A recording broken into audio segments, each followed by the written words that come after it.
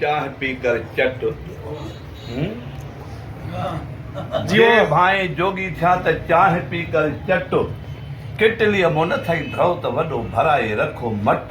तोड़े फाटी मरे उफट त बि गुर खे गॾिया काप हली ॾिठोसीं होटल ते को चाहिनि जो चटको आर्डर मथां आर्डर हो कोन रहे पियो घटको ओ महल उन्हीअ ते मेमण चवे लॻी वियो सोटीअ जो सटको कंहिंखे टोपियूं हथनि में कंहिंखे गिचीअ में पटको मारे होटल वारा त बाबा हो दिलु ॾे मां त महिमान हो मालिक पीआरियो निकिरी विया हिन खे उते सुघड़े ते त कंहिंखे टोपियूं हथनि में कंहिंखे गिचीअ में पटको ॻाल्हि ॿुधाए झटको मूंखे जल्दीअ मंझि जीअं हली ॾिठासीं होटल ते के टूटनि जा टोला वॾा खंजर खीसनि में पिया चाकनि ते चोला घर आगे हूंदी नी लंघण ते पाण खईंदे होटल ते लोला माण्हू अहिड़ा अथी जेके अॻे छा कंदा हाणे बि आहिनि घरों मानियूं उफराटा पचाए तंदूर ते अचे वेहंदा एक सिंगल साल ना और सेठ का मगल में लेके बच्चा बुख ते पाण तंदूर ते भोगो तो खाए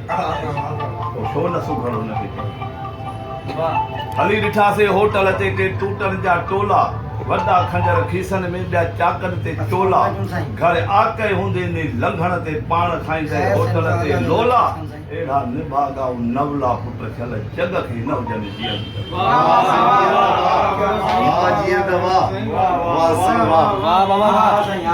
ॻाल्हाए त पोइ चवंदी हेॾो शेर हलियो हुजे हा साईं रोल माण्हू रुली पिनी रुगो वहाईंदो आहे ॼाड़ी 32 रुपए जी बरोज चई पाण ॿधंदो पियो साड़ी पाण पारींदो पटु घर में आके उघाड़ी जे चवंदेसि कम जे लाइ त वरी खणंदो पियो क्याड़ी घर ॾिसंदेसि घरे बकरियुनि जी वाड़ी वटी खणंदो वेंदो रोज़ ॿिए जे दर ते चवंदो अॼु असां पुनिया कान चाढ़ी पोइ अहिड़ा अनाड़ियूं भाड़ी छल कंहिंखे पुट ई न ॼमनि पीराणो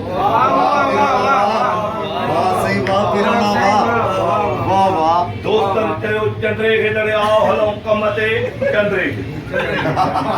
हो कॾहिं वियो ई न हो राति जो चईं यार असांखे बि सॾिणो पियो त मां बि हलंदा कॾहिं हलियो ई न आहे कंजर खे बि गैरत ईंदी मां लथी सवड़ में पियो सी हो हिननि सॾ शुरू कयासीं मज़दूर वीचारा